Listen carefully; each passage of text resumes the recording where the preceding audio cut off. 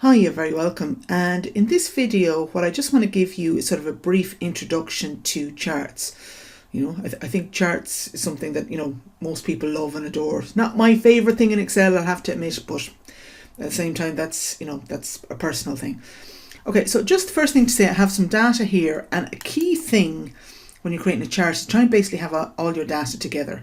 And you need to go, as I like to call it, all Judge Judy here, the truth, the whole truth, and nothing but the truth. So you need to take that approach with the data. So what I do here is I have it all together. And a nice little keyboard shortcut you can use is that if I press Control, Shift and 8, that selects what they call the region. Just make sure you've clicked somewhere in it first. The second step then is just go up here to Insert and then Recommended Charts. Okay. And I always think that if you're not sure, if you're not really kind of a chart person or you haven't done them before, just let Excel suggest something to you. Okay, so I'm going to go Recommended Charts, and it's going to give me a line chart, and I'm going to go OK, which is what I was looking for. Now, a couple of other small things here as well, just to bear in mind about charts and their idiosyncrasies, is if you notice here, I have a set here for max and min. Okay, now I've seen lots and lots of clever ways to do this other than the way I'm showing you, but I always think that, if you're not kind of somebody who wants to spend all your time fiddling around with Excel, what I'm going to show you here gets the job done.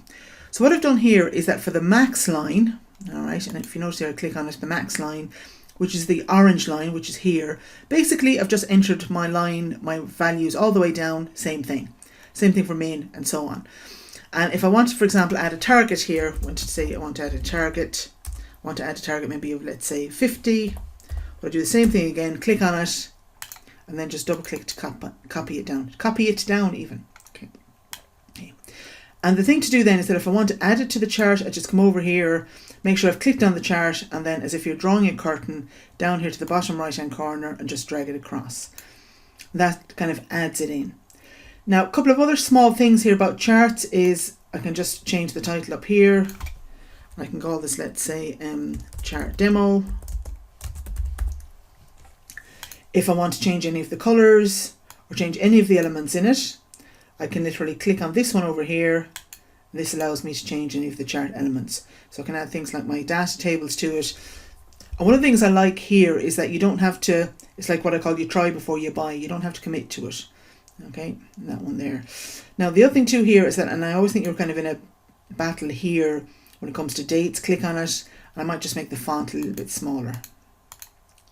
Okay, and like I said, you're always in a little bit of tension there between how can you kind of make it legible and at the same time, have the font big enough so it's not taking up too much space.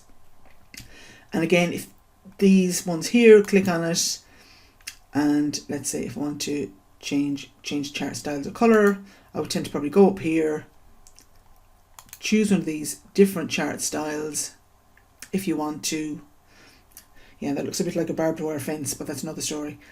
Right? And if I want to change the colors, you see there I can kind of work my way down through different swathes of colors.